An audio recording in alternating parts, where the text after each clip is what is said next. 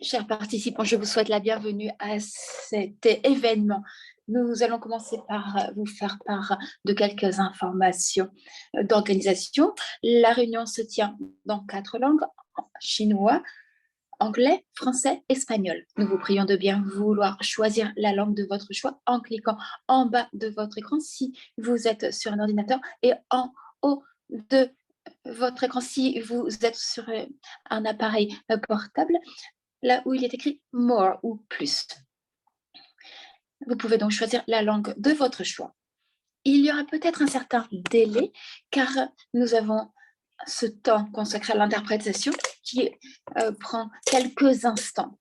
Nous vous prions de garder ceci à l'esprit. Et du fait de cette interprétation qui se fait dans 4 langues, nous vous demandons de nous transmettre vos questions par écrit à l'avance. Nous aurons une session de questions-réponses à la fin de cette séance. Nous avons plus de 600 inscrits pour cet événement dans 80 pays différents. Nous vous remercions tous d'être avec nous aujourd'hui. Je m'appelle Hamei Bourbon de Parme. Je suis aujourd'hui avec vous en tant que présidente du Conseil consultatif pour la Responsible Mining Foundation. Aujourd'hui, nous parlons du CCMC, donc la Chambre de commerce chinoise pour les importateurs et exportateurs de métaux, minerais et produits chimiques. Nous vous souhaitons la bienvenue à cette séance. Il y a de plus en plus de demandes pour les métaux et minéraux du fait de l'effort mondial d'une transition vers des sources d'énergie à faible carbone. Donc, il nous faut moins de pétrole, gaz et charbon et d'autres panneaux, davantage de panneaux solaires, etc. C'est pourquoi l'industrie minière est sollicitée pour cette transition. En l'absence de chaînes de valeur de recyclage et d'économie, de modèle économique circulaire, cela pose davantage de pression sur les sites miniers pour l'extraction primaire.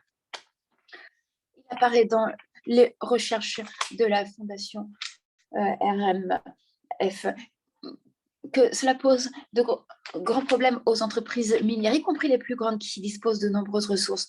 Mais la recherche et l'expérience nous montrent aussi que l'industrie minière responsable, c'est possible. Dans le contexte du changement climatique, cela requiert davantage de collaboration entre toutes les parties prenantes dans toute la chaîne de valeur afin que l'on place l'humain et l'environnement en première place. Nous sommes à quelques jours de l'ouverture de la COP26, le sommet sur le climat de Glasgow. C'est un sujet important qui doit être abordé lors de cette conférence. Mais tout n'est pas prêt, tout n'est pas fini. Nous sommes en tête de courbe et c'est vraiment intéressant d'être avec vous aujourd'hui pour discuter de cette question. Et j'amènerai au sommet de Glasgow les messages dont nous parlons ici aujourd'hui. Nous allons entendre un grand nombre d'intervenants qui nous parleront de leurs différents points de vue, des impacts sociaux et environnementaux dans le contexte du changement climatique et de l'industrie minière. Je regarde rapidement si notre premier orateur est déjà disponible pour prendre la parole.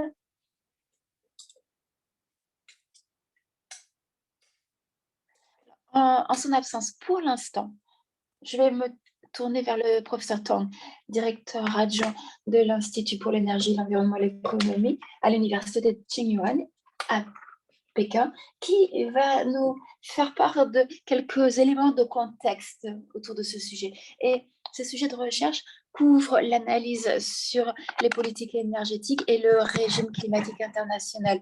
Ces recherches ont étayé les préparations de la Chine pour la stratégie de développement low énergie de la Chine et les contributions chinoises. Il est l'auteur principal du rapport chinois d'évaluation sur le changement climatique. Monsieur Tom, je vous pose la première question.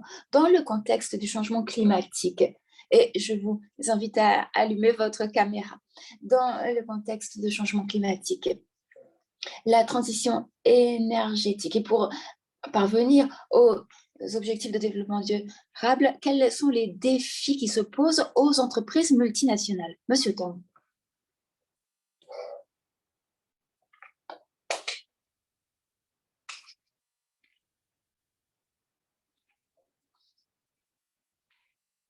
Je vous remercie, monsieur le modérateur.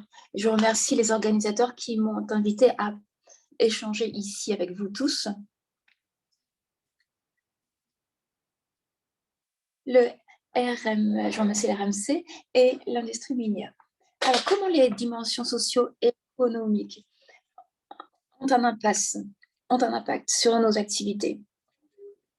Nous avons des industries qui peuvent induire un changement climatique.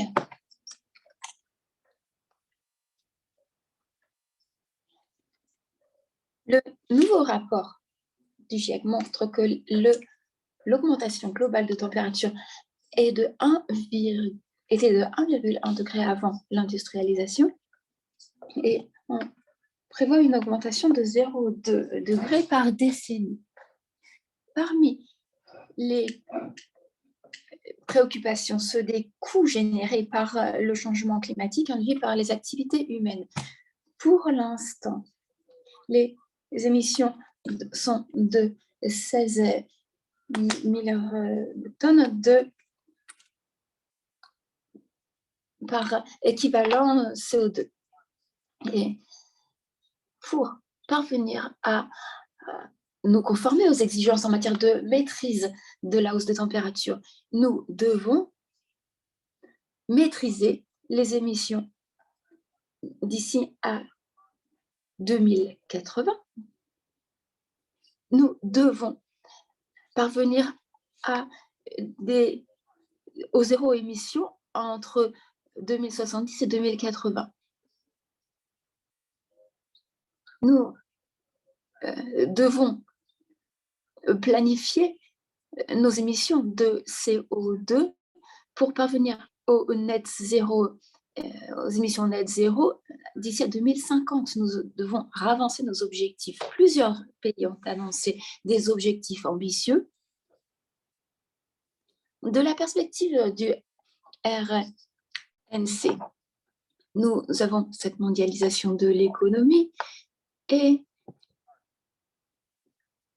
nous avons de nouveaux émetteurs. Les derniers rapports nous montrent que d'ici à 2060, les émissions seront de 6 milliards de pounds. Et puis 18,5% des émissions totales. Nous aurons des taux d'expansion et l'IED a décliné. Les émissions de la chaîne de valeur sont en déclin.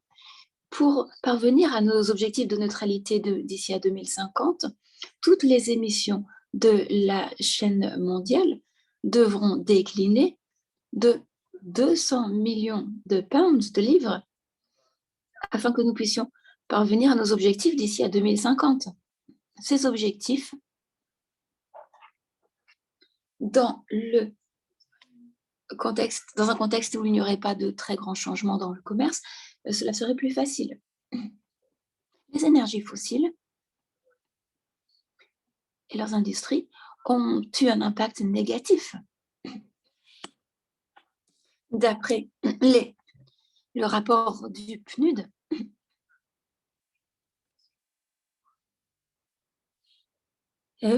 plusieurs pays ont pris des engagements de réduction d'émissions et la production de gaz naturel se réduit, mais nous sommes très loin de pouvoir remplir notre objectif d'un réchauffement limité à 1,5 degré. La consommation de charbon sera sûrement doublée. Celle de pétrole augmentera de 71%, le gaz naturel 71%. L'industrie extractive est un peu à part pour la situation mondiale. Il y aura davantage de marge de croissance pour les minerais et ce développement requerra une grande consommation. La consommation de terres rares sera de plus en plus grande et dans l'avenir, l'industrie aura un impact et une influence significative du fait de la demande pour les métaux rares. Cela nous oblige à être plus efficaces dans le recyclage et transformer notre chaîne de valeur. Dans l'avenir, dans le contexte du changement climatique, l'industrie minière devra relever de nombreux défis. Les émissions ont décliné ces dernières années, néanmoins, nous avons encore des émissions très élevées. Il faut davantage d'actions pour parvenir à la neutralité carbone au niveau mondial. Dans le processus de la transition low carbone, les industries sont confrontées à des incertitudes en matière politique, technologique et en investissement. Du fait de différentes attentes en termes de production et consommation, cela aura un impact significatif sur le prix des énergies fossiles et des métaux rares dans l'avenir. La demande pour les métaux rares augmentera considérablement, ainsi que leur prix. Nous devrons donc tenir compte de ce paramètre ainsi que des responsabilités sociales et environnementales des industries minières. Les entreprises multinationales dans les pays en développement doivent utiliser pleinement leur avantage de dernière arrivée pour mieux étudier leurs responsabilités environnementales et sociales et des modes de production à faible carbone. Je vous remercie beaucoup de votre attention. Merci beaucoup, professeur Tong.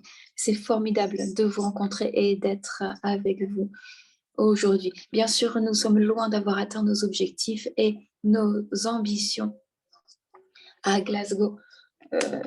Et après, ne feront qu'augmenter.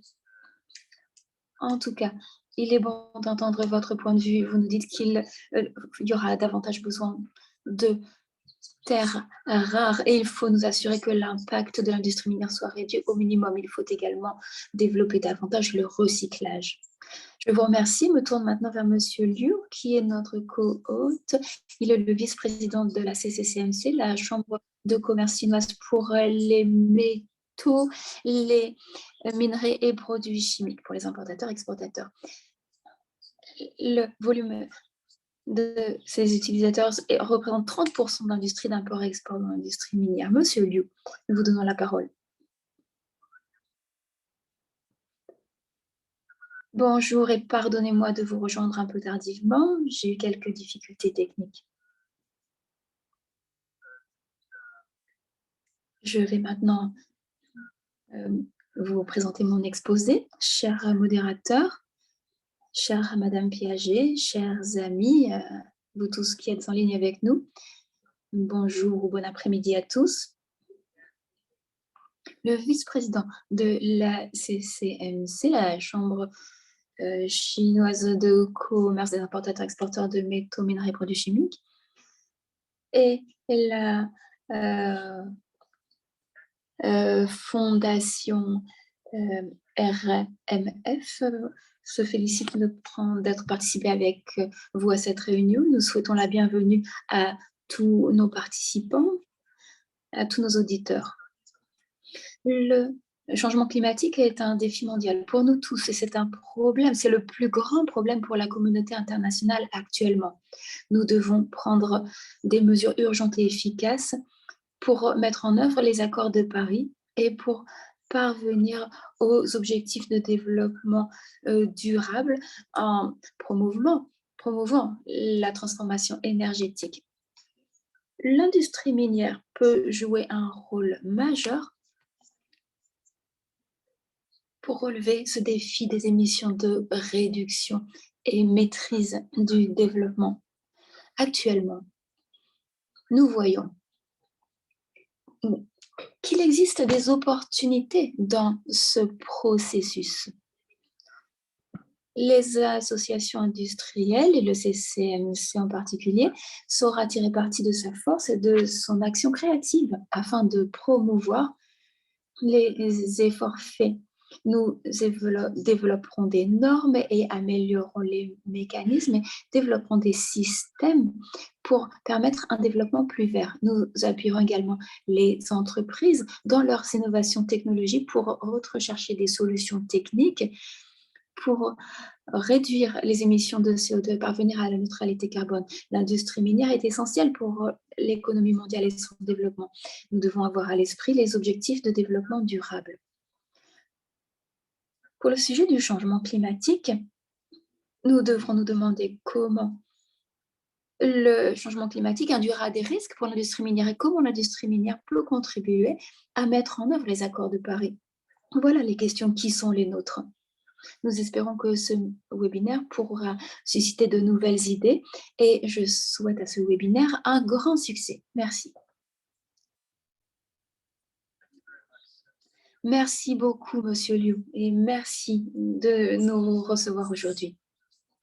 Madame Piaget est l'autre co-hôte de cette réunion. Madame Piaget, nous vous souhaitons la bienvenue dans les recherches de la Fondation FAIT. Vous avez évalué les pratiques des entreprises. Quelles sont les questions les plus significatives pour davantage d'amélioration de l'extraction minière dans le contexte du changement climatique? Madame Piaget.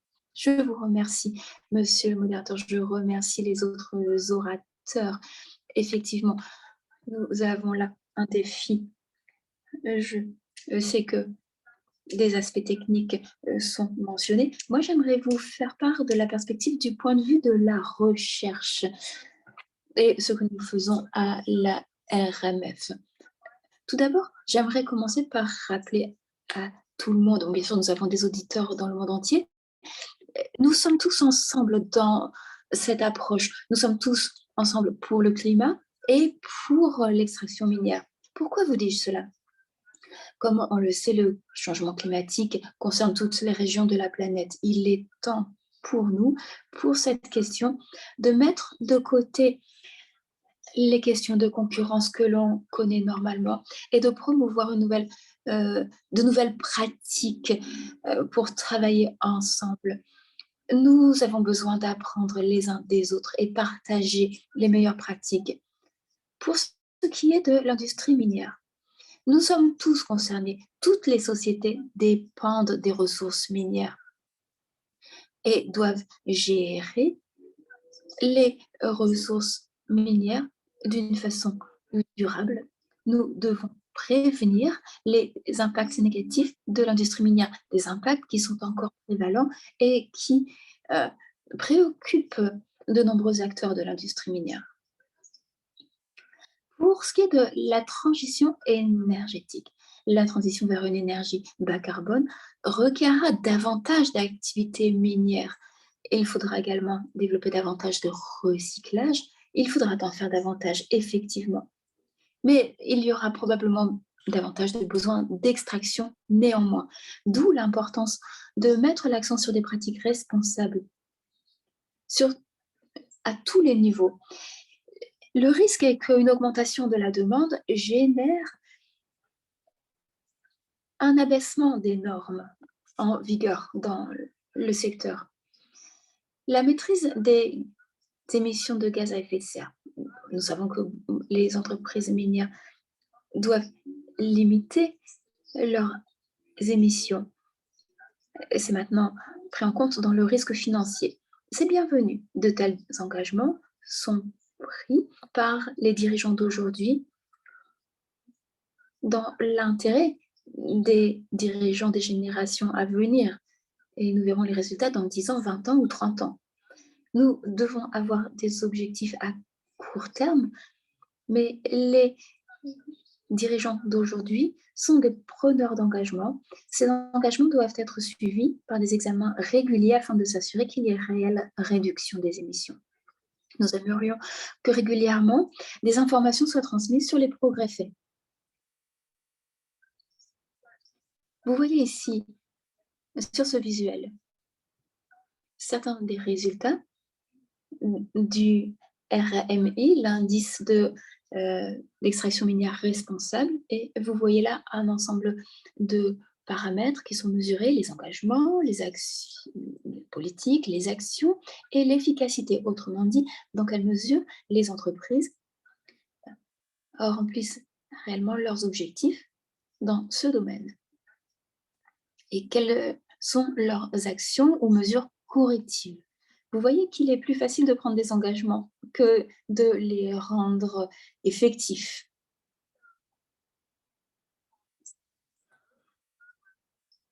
Ceci apparaît dans nos rapports pour 2018, 2020 et les résultats préliminaires de 2020 nous montrent la même tendance. Ce n'est pas encouragement. Les entreprises établissent des principes, prennent des engagements, par exemple, prennent des objectifs en matière de réduction des gaz à effet de serre, mais lorsqu'il s'agit de prendre des mesures, la courbe est sur la descendante et quant à la mesure d'efficacité, la courbe continue de descendre. Donc, ce que l'on attendrait de toute entreprise minière bien dirigée serait une meilleure courbe. Très souvent, on nous dit que les questions de climat, c'est local. C'est ce que l'on entend dans la bouche des investisseurs qui veulent voir des résultats au niveau local, ils veulent voir des agrégats. Et bien sûr, les entreprises doivent mettre en pratique des mesures d'adaptation et de mitigation. Mais il y a également d'autres émissions qui ne sont pas des émissions de gaz à effet de serre qui sont présentes aussi et qui peuvent contribuer à l'aggravement du changement climatique. Nous devons examiner d'autres questions telles que l'eau et la qualité de l'eau, l'utilisation des terres, les conditions de travail pour tous les travailleurs. Bien sûr, nous devons nous préoccuper de la transition des économies, notamment la question de la dépendance au charbon pour les générations futures. Nous devons également avoir en compte la préparation de situations d'urgence. Nous devons également gérer les mines abandonnées ou fermées. En résumé, et pour répondre à la question posée par le modérateur, pour ce qui est des défis liés au changement climatique pour les entreprises minières, en gros, nous voyons 3 défis. Ça, ce sont les défis principaux, ceux qui sont horizontaux et qui requièrent une collaboration et un partage de connaissances. Le premier, c'est les objectifs de portée 1 et portée 2, réduction des émissions de gaz à effet de serre, et objectif numéro 2, gestion de la chaîne de valeur, et activités partagées pour parvenir à une meilleure efficacité, notamment activités de recyclage. Et troisièmement, la gestion des impacts miniers sur les populations et les environnements et autres parties prenantes. Ce dernier défi est très singulier pour l'industrie minière et rejoint d'autres défis qui se posent au niveau industriel de façon plus vaste. On nous demande souvent comment faire une différence en termes de performance des entreprises pour ce qui est des questions socio ou réglementaires. Les études nous montrent régulièrement que les entreprises qui se conforment aux réglementations ont souvent de bons résultats, de meilleurs résultats, en tenant compte des prescriptions financières, en tenant compte de la demande de la chaîne de valeur et en tenant en compte la sensibilisation du consommateur. Les entreprises doivent non plus avoir une attitude réactive, mais proactive. C'est donc là le leadership qui est en question. Les entreprises doivent d'elles-mêmes appliquer un leadership éclairé, tenant en compte ces dimensions environnementales, sociologiques et réglementaires. Les entreprises ne doivent pas voir ces contraintes comme des contraintes et une pression, mais comme un facteur d'efficacité. J'en reviens au point qui nous rassemble ici tous ensemble. Beaucoup d'entreprises nous ont montré comment se comporter en tant que bons voisins. Il faut gérer les sites miniers d'une façon pratique et les utiliser comme stabilisateurs financiers qui travaillent d'une façon responsable dans les pays où ils sont présents. Les entreprises ne doivent pas attendre les gouvernements, les décisions de la COP26 pour faire montre de leadership. Maintenant, les entreprises doivent se comporter en bons voisins sur la question du changement climatique. Et sur ces paroles, je vais m'arrêter pour l'instant. Merci. Merci beaucoup, Madame Piaget. C'est un message très clair, un appel aux actions de la part de l'industrie, et non pas juste l'industrie, mais tous ceux qui sont associés dans ce processus en tant que partie prenante. Je me tourne maintenant vers Monsieur Soun, directeur du CCCMC, président de la Responsible Cobalt Initiative. Monsieur Soun, c'est un plaisir d'être avec vous aujourd'hui. Et en tant que chambre de commerce, comment est-ce que la CCCMC continue à promouvoir des améliorations et des actions durables pour protéger le climat? Comment œuvrez-vous auprès de vos membres? Monsieur Soun.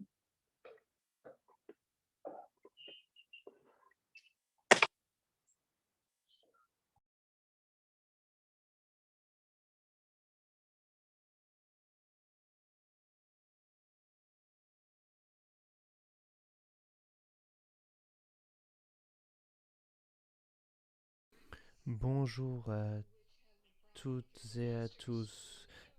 Les changements climatiques engendrent beaucoup de risques pour la sécurité de l'être humain, engendrent des événements météorologiques extrêmes. Les fontes des glaces du permafrost fait croître le risque Nous de avons donc conflits un également, problème, sans oublier des le fait qu'il y a de catastrophes plus qui en sont plus plomées par le d'inondations et de changement sécheresse. climatique, tous les Nous risques sommes confrontés à tous d'événements ces climatiques risques aujourd'hui. extrêmes, augmentation À en des croire sécheresses et les inondations. instituts de recherche en Nous devons météorologie et en développer des nature, infrastructures. l'activité minière, Nous nous avons des risques sur 80 des espèces, et l'industrie minière pose des menaces sur 80% des espèces protégées. L'industrie minière doit être un facteur de lutte contre la déforestation.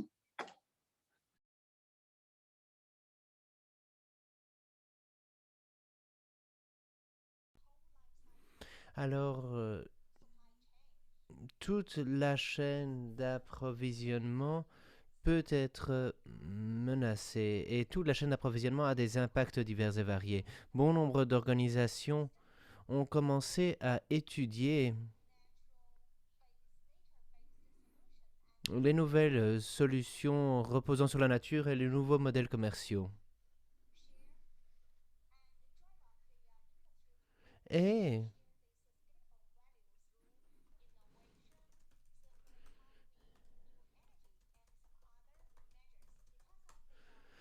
étant donné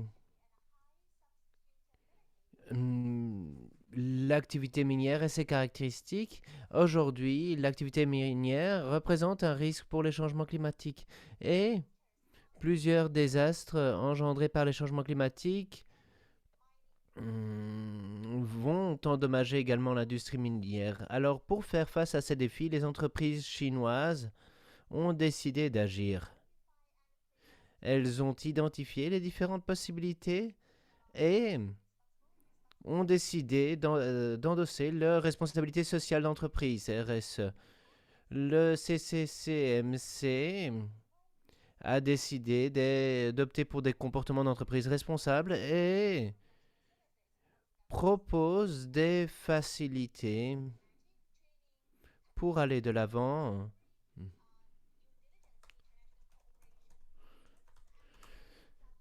Des processus de consultation ont été mis en place, des normes ont été mises en place pour respecter les directives en matière de diligence due pour l'activité minière mises en place par le pays. Par ailleurs,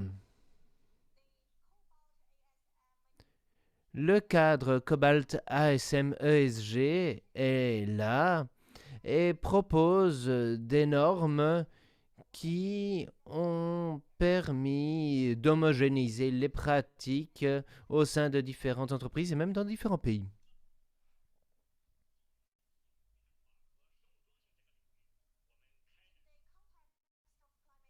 Pour ce qui est des changements climatiques et de la biodiversité, la coopération est un point essentiel. Mais pour y parvenir, il est important d'aborder 4 points. Tout d'abord, la sensibilisation. En effet, il faut développer un modèle de formation et de sensibilisation pour que dans le monde de l'entreprise, les acteurs soient conscientisés à la gestion respectueuse de l'environnement. Et ce, en vue de réduire le poids de l'industrie minière et les émissions dans leurs ensembles. Par ailleurs, d'autres formations sont possibles. Ensuite,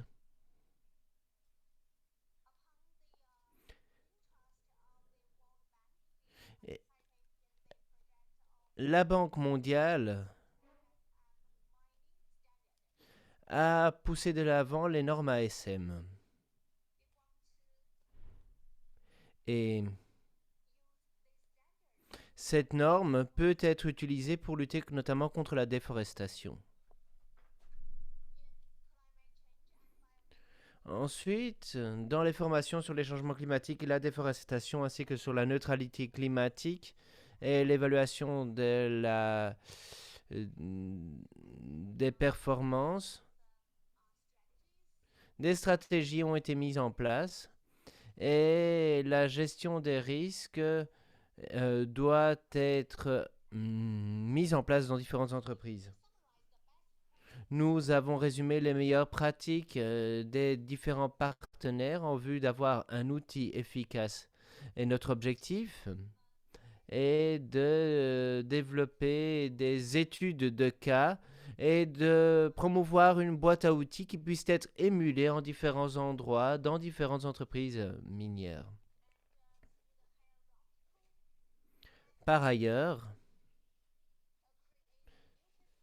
un nouveau modèle commercial doit être établi en vue de promouvoir les meilleures pratiques.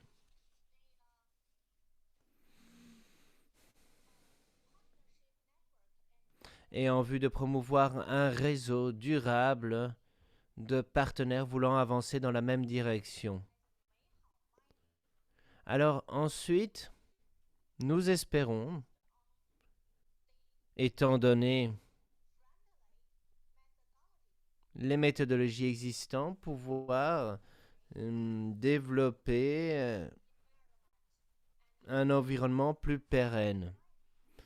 Pour ce faire, il va falloir se rapprocher de la société dans son ensemble et l'industrie minière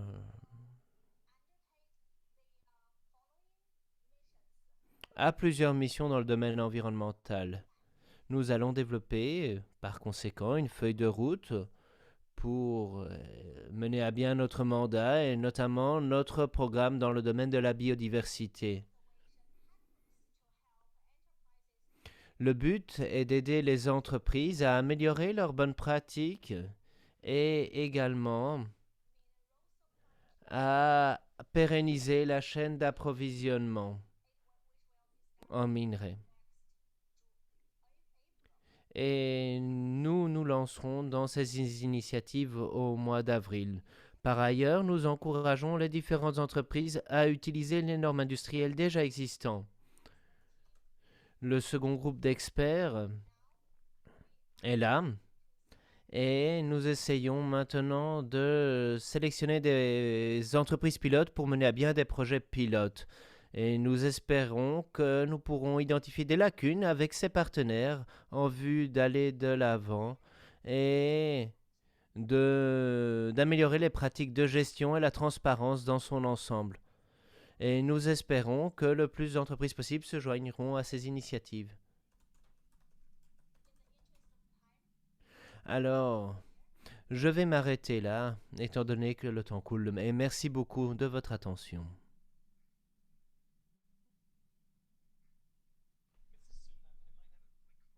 Alors, Monsieur Sun, j'ai une petite question. Sachant que la Chine est la plus grande destination pour les métaux et les minéraux et qu'il est important d'avoir ces normes en Chine également, comment coordonner les normes à l'international avec d'autres organes tels que l'OCDE? Est-ce que vous les influencez? Est-ce qu'ils vous influencent? Comment cela se passe-t-il? Est-ce que ces standards s'accordent également à vous, Monsieur Sun?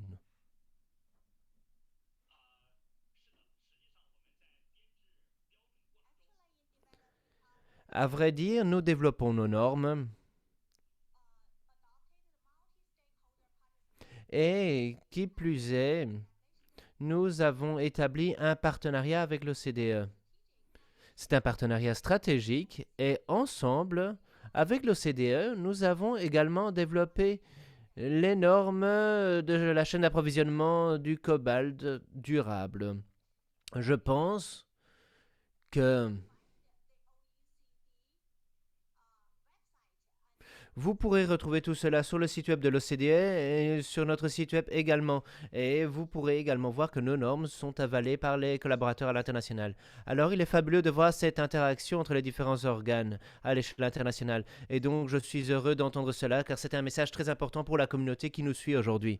Alors maintenant, je voudrais donner la parole au Dr. Bryden qui est responsable business et développement à Genève. Alors, Dr. Bryden de la DECAF, merci d'être avec nous aujourd'hui. Et maintenant, étant donné les disruptions socio-économiques potentielles engendrées par les changements climatiques, engendrées par les opérations minières, pourriez-vous faire part de quelques exemples du rôle que les entreprises et leurs arrangements en termes de sécurité peuvent jouer pour réduire autant que faire se peut ces disruptions et contribuer de façon constructive à la société? Alors, Madame Piaget a dit que l'activité minière avait plusieurs impacts, mais vous vous concentrez sur la sécurité. Donc, à vous la parole pour nous en dire plus. Merci beaucoup. C'est un grand plaisir pour moi que d'être ici parmi vous aujourd'hui et je tiens à remercier les co-hôtes et nos partenaires ainsi que la RMF et le CCMC. Merci de nous donner cette tribune et la possibilité de prendre la parole aujourd'hui.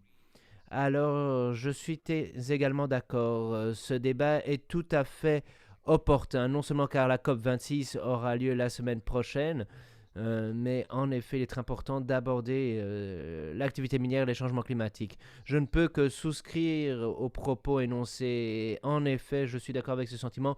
Nous sommes toutes et tous dans le même bateau. Ou autrement dit, tout le monde a sa pierre à porter à l'édifice. Les entreprises, les gouvernements, la société civile. Par ailleurs, merci, merci d'aborder la question de la sécurité lors de cet échange, car en effet, la sécurité est un point très important sous-jacent à cette question du défi climatique. La sécurité a des impacts sur les entreprises qui opèrent dans des environnements des plus complexes, notamment le secteur minier, et puis l'insécurité climatique touche de façon disproportionnelle les plus vulnérables à petite échelle.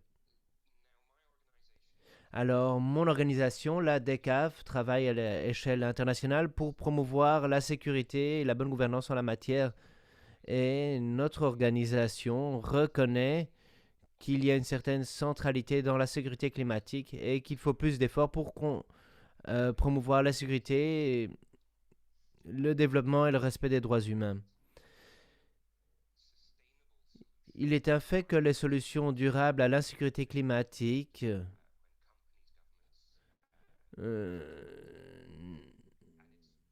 n'est possible que si les autorités, les entreprises et la société civile travaillent ensemble. Et c'est pourquoi la DECAF travaille avec le comité international de la Croix-Rouge en vue de promouvoir les bonnes pratiques qui peuvent aider les entreprises à gérer ces défis climatiques de façon responsable. À cet égard, je me félicite de notre collaboration étroite et croissante avec le CCMC en vue de promouvoir les bonnes pratiques avec les entreprises chinoises et le secteur minier en Chine. Je pense, avant tout, qu'il est important de dire qu'ici, on doit se concentrer sur la prévention des impacts socio-économiques négatifs.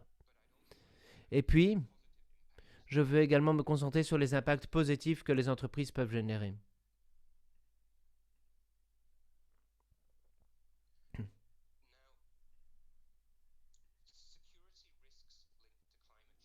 Alors, les risques liés au changement climatique ne sont pas de facto nouveaux. L'insécurité alimentaire, les sécheresses, la désertification sont en réalité des risques qui sont démultipliés dans des états fragiles. Ces éléments fragilisent, accroissent les tensions, engendrent des déplacements, des tensions sociales, l'instabilité et les conflits. Et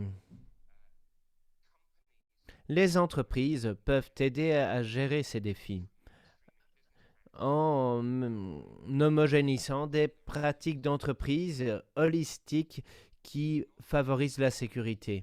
Il n'en va pas que de la sécurité et de la sûreté d'entreprise et de leurs opérations ou de leur personnel, quand bien même c'est bien entendu très important. Il en va également des relations avec l'État qui accueille les entreprises et des relations avec les communautés locales. Par ailleurs, les entreprises peuvent et devraient s'assurer du fait qu'il y a une reddition des comptes et la transparence par rapport aux activités sur la sécurité. Et l'approche du gouvernement et la collaboration avec différents agents, différents acteurs et différentes agences est essentielle. Il est important d'avoir tout cela, encore une fois, de façon transparente, j'insiste. Ensuite, les entreprises sont encouragées à avoir des politiques de sécurité sensibles au changement climatique en vue d'avoir des objectifs liés à la réduction des émissions de GES, car le secteur de la sécurité, très souvent, est laissé en marge des objectifs relatifs aux émissions de GES. Par ailleurs, l'insécurité a surtout un impact sur les femmes, les populations vulnérables, notamment les plus âgés, les groupes marginalisés et les migrants. Et à cet égard, les entreprises peuvent s'assurer du fait que les fournisseurs en sécurité sont bien formés et peuvent fournir justement des réponses basées sur le genre et sur la vulnérabilité. Enfin, dernier point, les entreprises ont un rôle clé à jouer en vue de créer des liens avec les communautés pour comprendre les effets qui démultiplient les risques et pour travailler avec ces communautés et d'autres groupes d'acteurs pour faire face à ces éléments qui peuvent démultiplier les risques. Ensuite, soyons très concrets, car la notion d'engagement pluriacteur dans la sécurité n'est pas un concept abstrait. C'est une réalité, c'est un fait dans bon nombre de contextes où des entreprises minières opèrent. Alors, les photos sur ce transparent montrent les actions avec des groupes pluriacteurs dans la République démocratique du Congo, dans le sud Kivu. Avec la DECAF et sous les auspices d'un autre organe, nous avons organisé des rencontres avec des entreprises minières, des gouvernements locaux, la société civile, des communautés et des fournisseurs de services de sécurité qui sont autour d'une seule et même table de négociation pour utiliser leurs connaissances communes pour faire face à des défis en matière de sécurité. Alors ce type de groupe est absolument essentiel dans le but d'effectuer un suivi et de gérer les risques climatiques. C'est là de la prévention à l'action et ces groupes opèrent non seulement en RDC, mais aussi dans d'autres contextes, en Colombie, au Ghana, au Pérou, au Nigeria et au Soudan du Sud ainsi qu'en Mozambique. Bonne nouvelle, et certains orateurs y ont déjà fait référence, plusieurs normes, directives et initiatives pluriacteurs existent et peuvent soutenir les entreprises minières en vue d'avoir une approche holistique pluriacteur dans le domaine de la sécurité.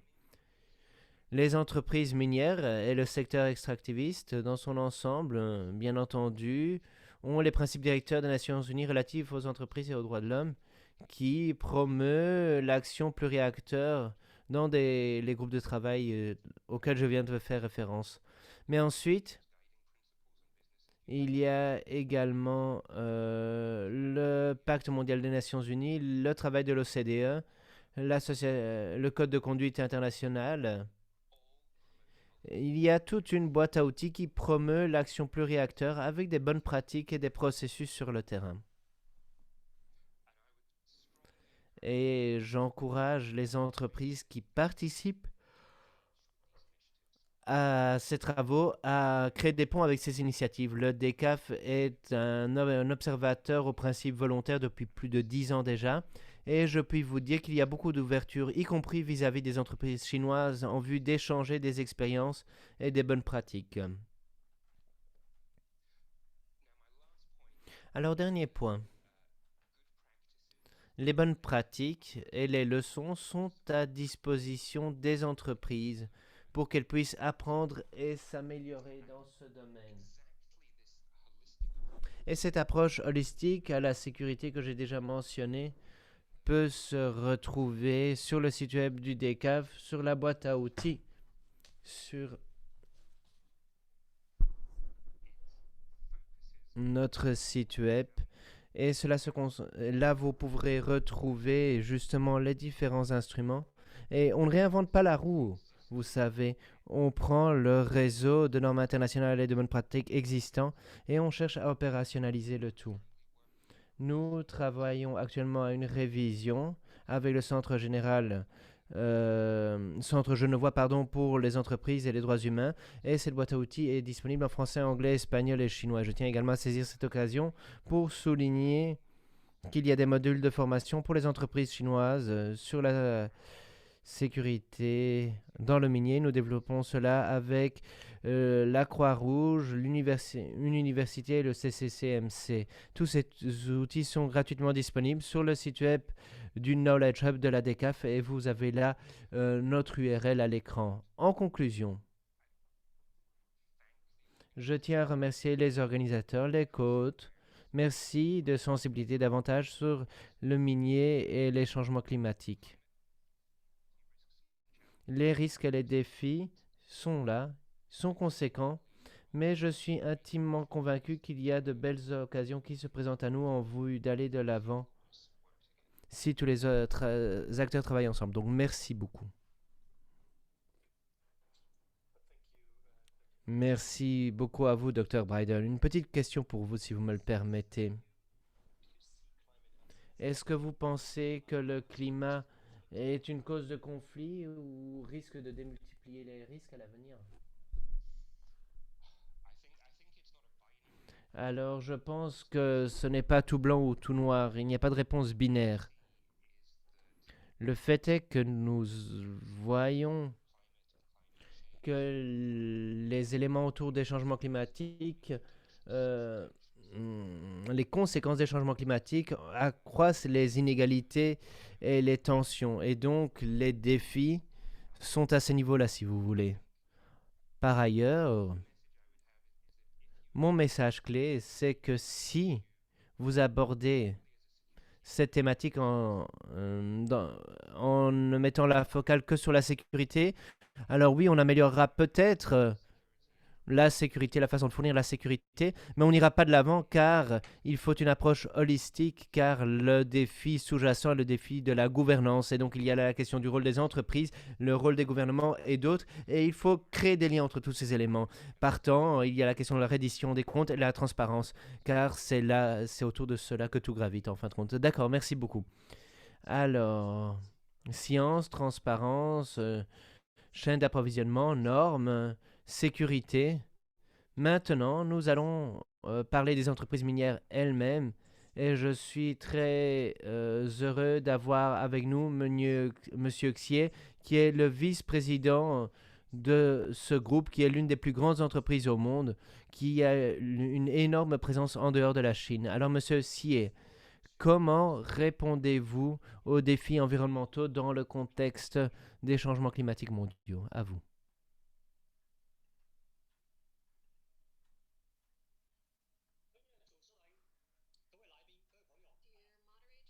Chers modérateurs, chers amis, bon après-midi. C'est un grand plaisir que de prendre part à ce webinaire. En tant qu'entreprise responsable, nous entreprenons des actions vis-à-vis des changements climatiques. Et à vrai dire, il y a du pain sur la planche. Tout d'abord,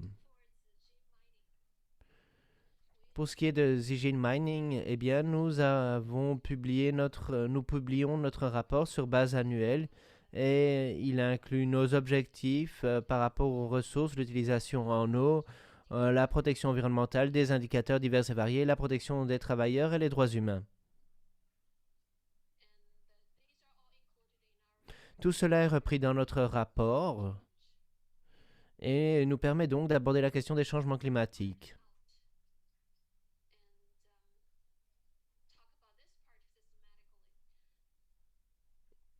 Et par ailleurs, notre président vient d'indiquer que nous arriverons à la neutralité carbone un an plus tôt que prévu par les autorités nationales. Et nous avons mis en place plusieurs mesures pour parvenir à un développement durable au sein de notre entreprise. Et nous soutenons de façon active les accords de Paris. Par ailleurs, nous faisons partie de la Responsible Mining Initiative et nous soutenons les traités relatifs aux émissions carbone. Alors, nous avons développé un mécanisme PDCA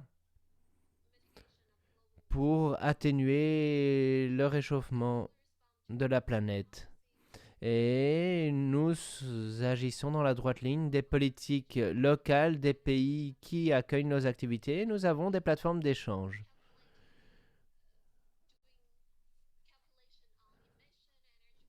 Et nous calculons nos émissions et notre consommation d'énergie et nous avons des objectifs pour les pics carbone et la neutralité carbone. Et je puis vous dire que nos structures ont évolué. Nous avons des techniques qui consomment moins d'énergie et des biotechnologies également. Et ce en vue d'améliorer nos productions. Par ailleurs, nous avons eu de nouvelles entreprises énergétiques pour arriver à ces objectifs. L'année dernière, nous avons généré 100 millions de kilowatts plutôt en hydroénergie. Nous avons également planté beaucoup d'arbres et nous avons restauré plus de 207 hectares.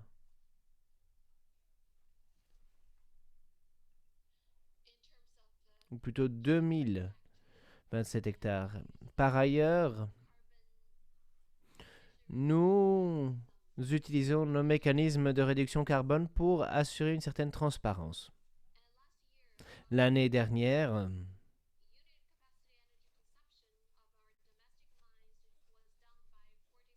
nous avons réduit notre consommation au plan national de quelques 4%. Et puis, nous avons participé également à des mécanismes d'échange carbone et nous avons vendu quelques 10 000 tonnes de carbone avec Fujian Zinc Copper. Par ailleurs, pour ce qui est de la précaution, eh bien, nous avons fait preuve de la diligence due tout au long de la chaîne d'approvisionnement et dans la conception de projets, eh bien, nous tenons compte de différents facteurs, notamment les conditions environnementales locales, les conditions hydriques. Et puis, nous avons mis en place différents équipements pour économiser l'énergie, pour réduire les émissions et pour utiliser davantage d'énergie propre, notamment les ressources aquatiques et le solaire. En outre, nous avons utilisé l'automatisation et le big data pour réduire l'impact des événements météorologiques extrêmes et des catastrophes naturelles. Enfin, en phase de clôture, nous travaillons sur la restauration écologique pour s'assurer du fait que l'eau et les terres sont stabilisées. Et Donc, nous faisons attention aux émissions tout au long du cycle de vie de nos projets. Les changements climatiques présentent des défis et des opportunités pour les entreprises minières telles que la nôtre. Et la réduction des émissions carbone présentera des avantages. Et il y a beaucoup de possibilités pour nous d'agir à cet égard. Et nous avons amélioré encore nos travaux dans les renouvelables et l'utilisation des énergies renouvelables. Par ailleurs, l'on peut fournir des métaux tels que le cuivre qui consomment moins d'énergie. Et voilà tout ce que j'avais à vous dire. Je vous remercie de votre attention.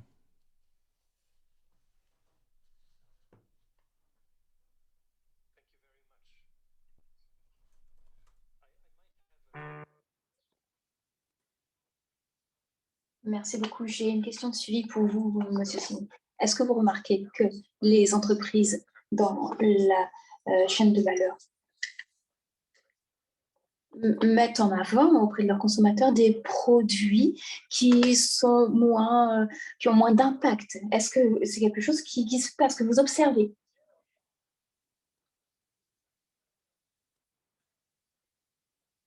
Pour la chaîne de demande, pour le cuivre, par exemple, nous avons d'excellents produits pour la réduction des gaz à effet de serre.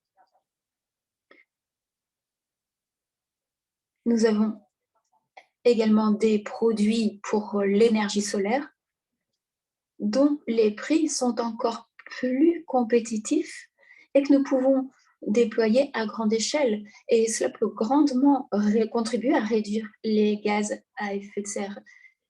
Et cela peut générer de bonnes opportunités à faible carbone. Ce sont de bonnes options. En termes de production, nous pouvons être très efficaces et également mettre en œuvre des actions de restauration de l'environnement. Cela aide les entreprises, leur image, et cela, dans le même temps, peut contribuer à promouvoir de meilleures pratiques environnementales. Merci beaucoup. Nous recevons de la part de notre public un grand nombre de questions en ligne et nous avons également reçu les questions en avance lors de l'enregistrement. Donc, je vais maintenant vous faire part de certaines de ces questions. Et Monsieur Sim, je vous pose peut-être cette première question que j'ai reçue. Est-ce que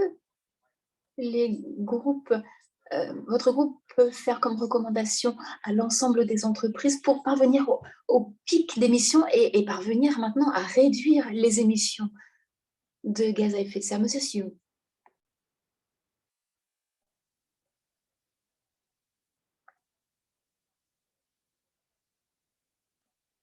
Pour commencer, je dirais que nous devons pleinement comprendre que c'est un aspect très important pour les entreprises d'extraction minière. Cela représente une bonne opportunité pour Zijin Mining car il y a beaucoup de marge de manœuvre pour nous en termes de réduction des coûts, optimiser notre consommation. Beaucoup est à faire, nous avons de grandes possibilités et nous avons besoin de bien voir que cela nous apporte aussi des valeurs. C'est un défi, bien sûr, et nous avons besoin de nous appuyer sur des études scientifiques, mais c'est quelque chose que nous devons faire. Cela nous demande du travail, mais nous devons avoir une approche progressiste. Bien sûr, il n'est pas question d'entreprendre des mesures hâtives. Nous devons adopter une nouvelle attitude et c'est une opportunité pour nous. Cela nous permet de remplir nos objectifs en tenant compte de notre contexte. En intégrant les dimensions de restauration des terres et restitution des terres. Merci.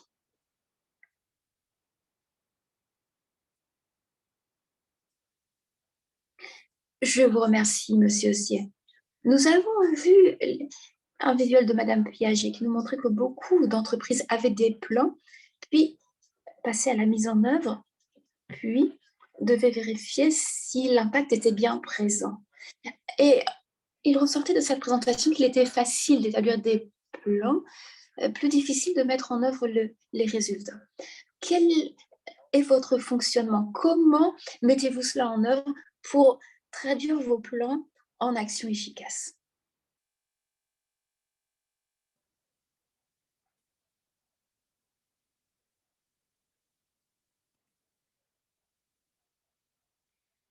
Nous devons vérifier notre empreinte carbone et nous l'examinons tout au long de notre chaîne d'approvisionnement et nous étiquetons nos entrées de charbon et nous assurons un suivi tout au long de la chaîne. La consommation énergétique doit être explorée plus avant afin d'obtenir un impact plus positif. Par exemple, nous aimerions utiliser des installations, des équipements qui sont moins énergivores. Nous voulons également utiliser l'énergie éolienne, hydraulique ou solaire dans nos installations, dans notre processus de production. Nous envisageons également, nous abordons la question de la réutilisation des sites. Nous tentons donc de minimiser notre impact afin de restituer un site utilisable et propice pour l'environnement. Cela contribue à de meilleures normes. En Afrique, par exemple, lorsque l'on restitue un terrain minier, on le fait de sorte à avoir un impact positif sur l'environnement. C'est une manière de modifier notre approche. Merci beaucoup. Je me tourne maintenant vers le Dr. Bryden. Comment les entreprises minières identifient les risques sécuritaires posés par le changement climatique, notamment risques liés au déplacement? Merci beaucoup. Je pense qu'il y a deux aspects à prendre en compte pour répondre à cette question. Premièrement, il faut mettre en place un processus essentiel et suivi, un processus continu d'évaluation des risques dans l'entreprise. Et ce n'est pas quelque chose qu'on peut dissocier. En fait, on ne peut pas dissocier le risque climatique d'autres risques. C'est un autre facteur de risque qui peut exacerber d'autres types de risques. Il existe un ensemble de bonnes pratiques et d'enseignements qui sont disponibles, qui nous viennent des entreprises elles-mêmes. Et pour ce qui est de l'évaluation des risques et comment peut-on intégrer cela dans nos opérations, c'est un point d'intérêt particulier. Ça, c'est la première chose. Deuxièmement, dans de nombreux contextes et entreprises, on a tendance à traiter la sécurité comme une question restreinte et une question technique. Mais la meilleure manière d'être à l'avant-pointe dans ce domaine de sécurité, c'est de bien comprendre que c'est une question qui concerne toute l'entreprise de A à Z. Ce n'est pas une fonction isolée sur une étiquette de sécurité. C'est à rattacher à la responsabilité sociale des entreprises, au fonctionnement, au mode opérationnel. C'est essentiel. Enfin, je dirais que ce n'est pas un exercice théorique qu'on peut développer de façon abstraite. Plus on a un engagement proche et direct avec les communautés locales, les gouvernements et acteurs locaux, les prestataires de sécurité, en travaillant dans un cadre de confiance, c'est ainsi que l'on comprendra ce qui se passe sur le terrain et comment limiter les risques. Merci.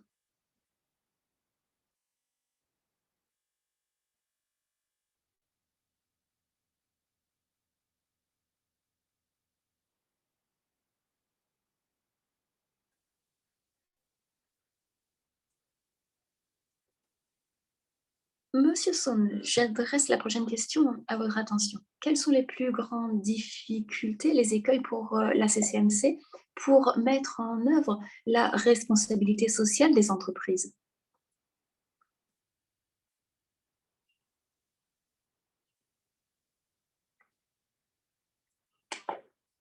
Je vous remercie pour cette question.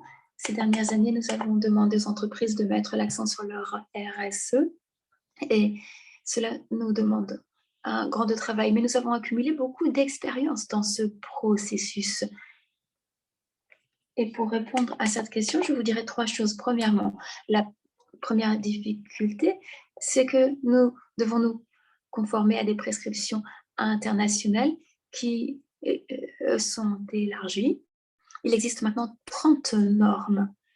Le plus grand problème, c'est qu'il y a tant de normes,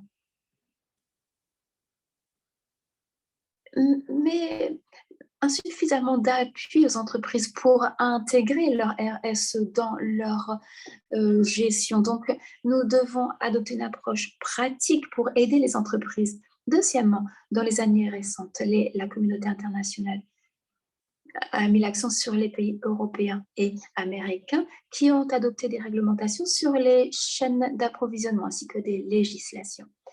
Elles ont demandé à leurs entreprises de se conformer à ces pratiques, mais aussi aux autres parties prenantes,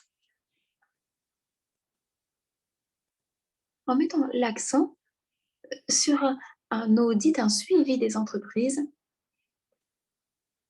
qui demandent aux entreprises de se conformer à des normes dont certaines sont très élevées. Certaines entreprises commencent à intégrer ces mesures, mais cela induit un certain retard, un ralentissement. C'est pourquoi nous demandons aux entreprises internationales d'être plus inclusives et de permettre davantage de progressivité. Enfin, les chaînes d'approvisionnement doivent mettre en œuvre des actions correctrices, mais il faut le faire d'une façon cohérente en tenant compte des responsabilités. On ne peut pas transférer tous les risques vers l'amont. Donc, les entreprises ainsi que toute la chaîne de valeur doit répondre aux objectifs de développement durable. Cela doit inclure tous les partenaires. On ne peut pas se contenter de transférer ou de déplacer la charge de la responsabilité vers les uns ou les autres. Il faut travailler ensemble et ne pas déplacer les risques ou les responsabilités vers autrui. Voilà les défis que l'on trouve actuellement. Et nous devons donc travailler en ce sens en intégrant l'ensemble des entreprises du secteur. Merci. Merci beaucoup, Monsieur Soun. Quelle est la plus grande source de pression pour les entreprises minières? Est-ce que c'est l'industrie financière qui vous met la pression? Est-ce que ce sont les gouvernements avec leurs réglementations? Est-ce que ce sont les populations locales et l'obtention des licences pour travailler localement? Donc, quels sont ceux qui en attendent le plus de vous?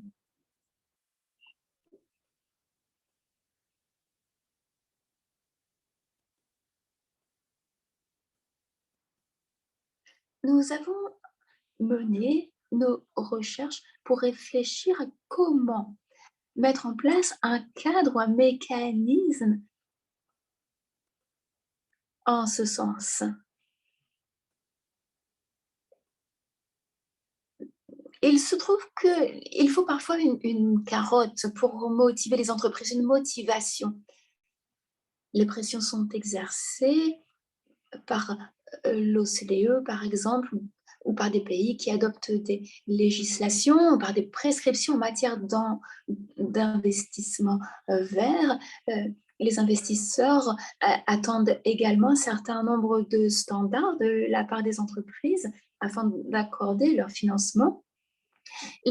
Au niveau local, les communautés et les ONG attendent de nous une responsabilité sociale. Les consommateurs également font entendre leur voix, ils sont davantage sensibilisés. C'est pourquoi les entreprises se trouvent au cœur de ceci et souhaitent remédier aux manquements, aux lacunes et promouvoir de nouvelles pratiques. Les entreprises ont une vaste expérience et savent de mieux en mieux comment remplir leurs responsabilités sociales. Les entreprises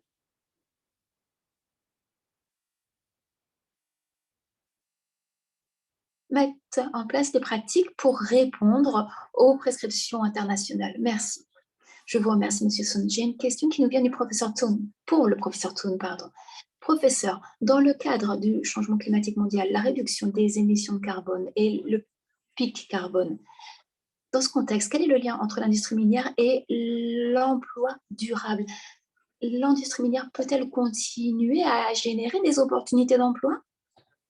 Professeur Toon.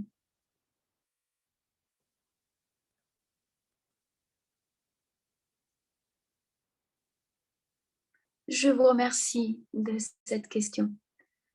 D'après nos recherches actuelles, les politiques en matière de protection de l'environnement encouragent une politique de l'emploi. Cela a une incidence.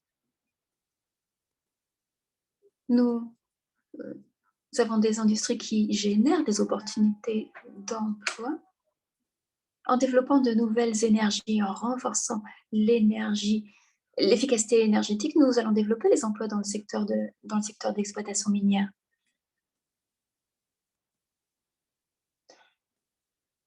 L'industrie minière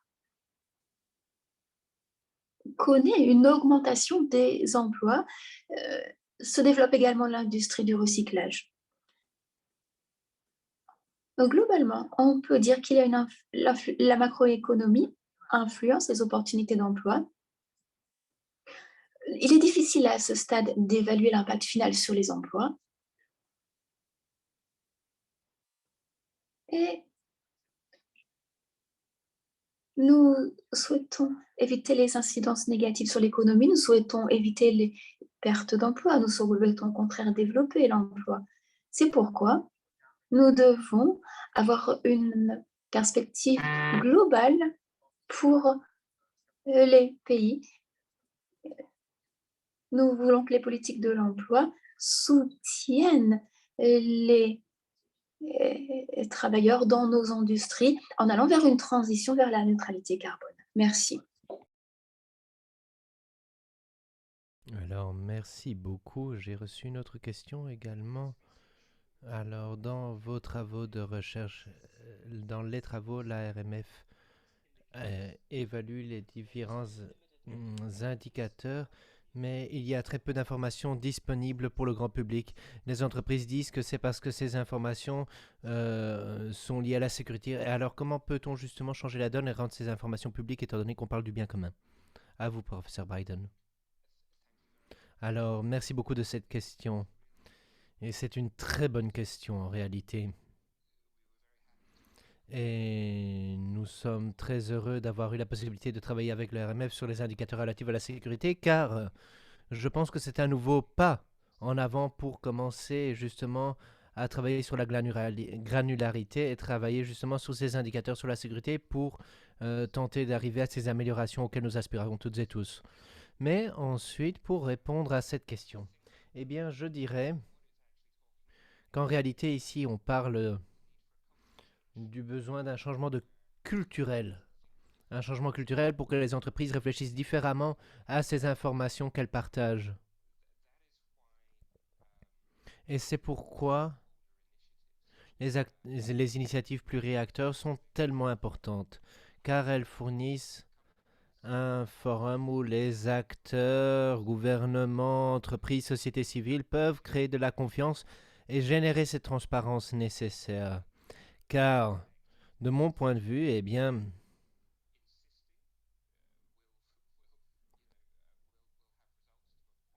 insister, cela permet d'avancer d'une certaine façon, mais ensuite, créer des ponts avec les initiatives, avec les entreprises, cela permet justement ensuite vraiment d'avancer ensemble. Alors, plus les entreprises travaillent ensemble, quel que soit leur secteur, dans ces initiatives plurisecteurs, plus les états d'esprit évoluent. Et dernier point encore, et je l'ai déjà dit, la sécurité est souvent perçue comme étant une question technique par rapport aux questions sociales ou environnementales, et je pense qu'il est très important pour ces thématiques eh bien, que le leadership, les PDG dans les entreprises, eh bien, abordent la question de sécurité également.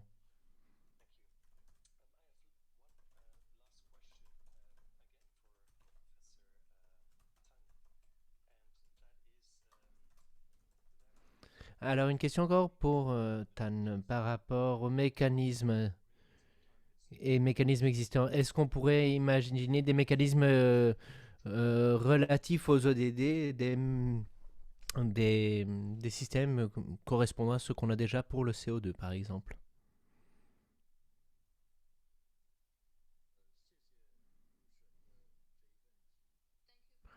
Alors, merci beaucoup pour cette question.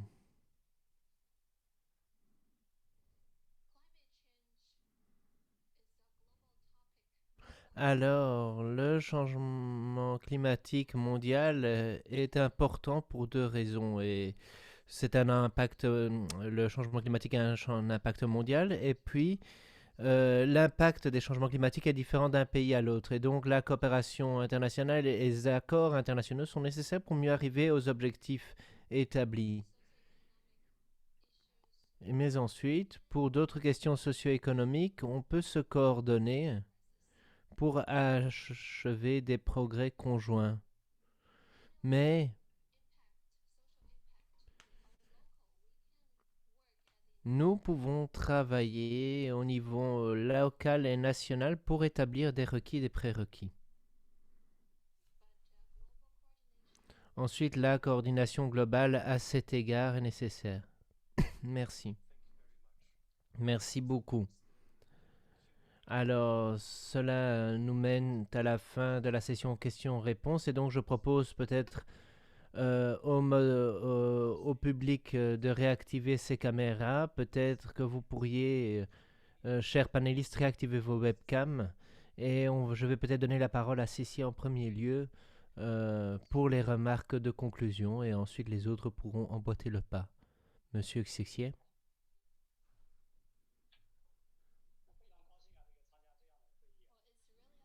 Alors, cela a été un grand plaisir pour moi que d'être ici parmi vous, de représenter notre entreprise, car nous voulons réellement arriver à un plein succès.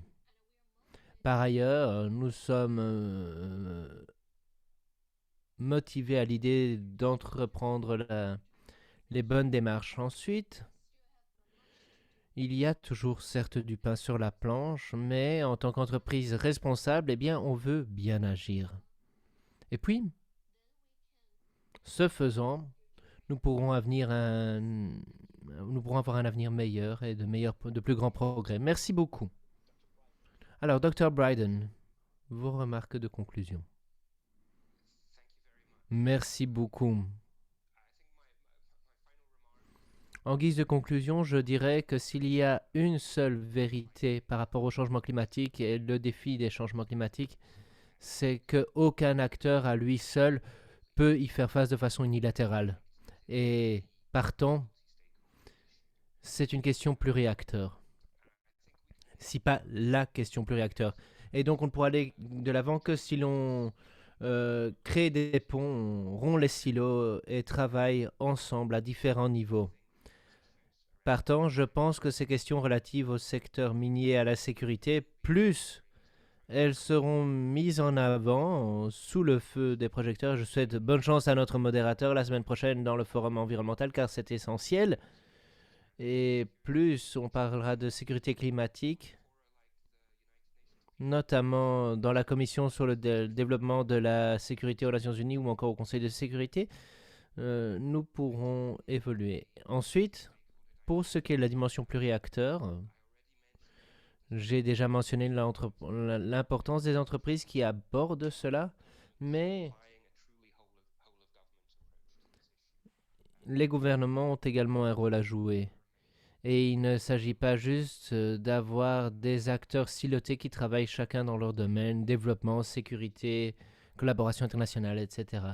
Ensuite, pour ce qui est des activités d'entreprise, alors ce webinaire est avant-gardiste, disons-le.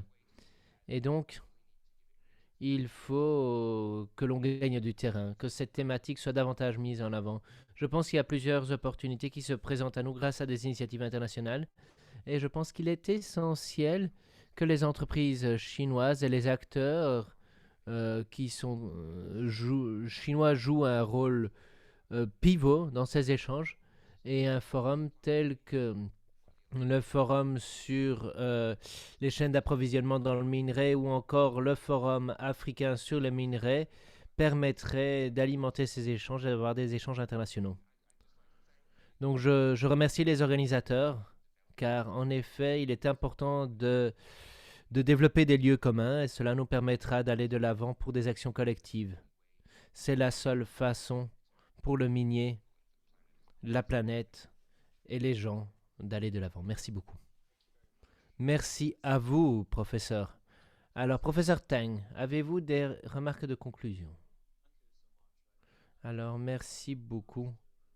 Ma dernière remarque sera relative au processus de transition vis-à-vis des accords de Paris.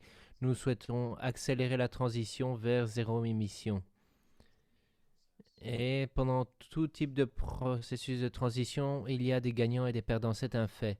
Et nous devons de faire une transition vers les émissions zéro de façon juste, une transition où les communautés les plus vulnérables, les gens les plus vulnérables sont au cœur de nos priorités. Ce n'est la seule façon que d'avoir une véritable transformation et d'accélérer la transition également. Merci bien. Merci à vous. En effet, il est important d'accélérer la transition et en effet, il y aura des gagnants et des perdants. Mais en effet, comme cela a été dit, il faut davantage mettre en avant ce sujet. Et en effet, nous sommes à l'avant-garde de ces échanges et on doit être très clair sur les plus et les moins relatifs à cette transition.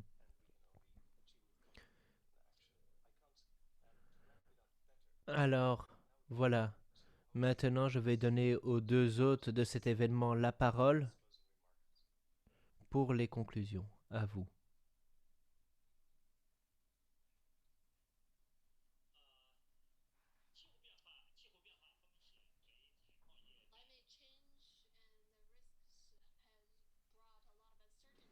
En effet, le changement climatique et les risques présentent des risques pour l'industrie minière, mais nous avons beaucoup appris grâce à nos orateurs aujourd'hui. Et donc la transformation industrielle et les changements créeront de nouveaux espoirs, de nouvelles possibilités pour l'industrie minière. Et industrie minière qui continuera un rôle clé et qui permettra de développer notre collaboration internationale avec des chercheurs pour euh, collaborer avec différentes entreprises car nous ne devons laisser personne pour compte et il est important de créer de nouvelles initiatives pour créer un meilleur environnement, une meilleure société. Et ensemble, nous pouvons arriver à un résultat win-win et à une plus grande harmonie au sein de ce monde. Et nous pourrons créer un développement plus harmonieux, plus inclusif, plus sain. Nous espérons que la RMF et l'initiative de minerie responsable permettront d'avancer vers un monde plus juste et de créer des ponts également avec des institutions financières, les organisations internationales et que nous pourrons ensemble consentir des efforts pour un avenir meilleur. Merci beaucoup, merci à vous. En effet, beaucoup de choses se sont passées depuis que je travaillais sur cette question du minier il y a 8 ans déjà. Et le dialogue est aujourd'hui beaucoup plus ouvert, beaucoup plus franc, mais il y aura toujours du pain sur la planche, en effet. Maintenant, Madame Piaget, vous allez avoir la parole. Au vu de l'échange d'aujourd'hui, qu'est-ce qui est le plus important pour les entreprises? Alors, cet échange a été des plus intéressants. Merci beaucoup. Et merci aux experts pour leurs apports étayés. J'encourage toute l'industrie minière et tous ceux qui la soutiennent à profiter de cet élan, à faire perdurer cet élan, non seulement pour réduire les GES, pour atteindre les objectifs, mais aussi euh, pour aller de l'avant avec notamment le Check Pact Act du RMF, car il est important de vérifier, mais également saluer les avancées positives. Enfin, comme cela a été dit, il est important de réfléchir aux sites miniers, aux travailleurs et aux communautés qui sont touchés par les changements climatiques, mais aussi les changements induits par la transition. Et il est important d'avoir une transition juste pour toutes et tous. En outre, Monsieur Soon, merci d'avoir mentionné les ODD, car en effet, les ODD aux quatre coins du monde sont soutenus par toutes et tous et sont les objectifs sous-jacents. Et n'oublions pas que les changements climatiques doivent également être vus par le prisme des ODD. Enfin, j'ai toujours entendu dire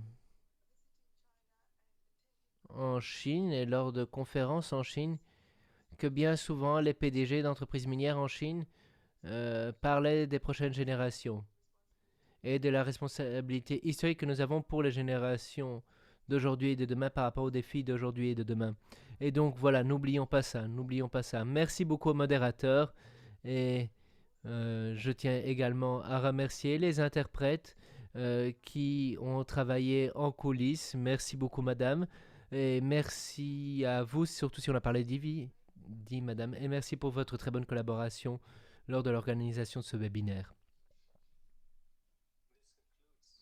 Sur ce, nous allons clore ce webinaire. Merci beaucoup au public qui s'est joint à nous. Et enfin, n'oublions pas qu'on doit toutes et tous travailler ensemble dans cette thématique. Au revoir.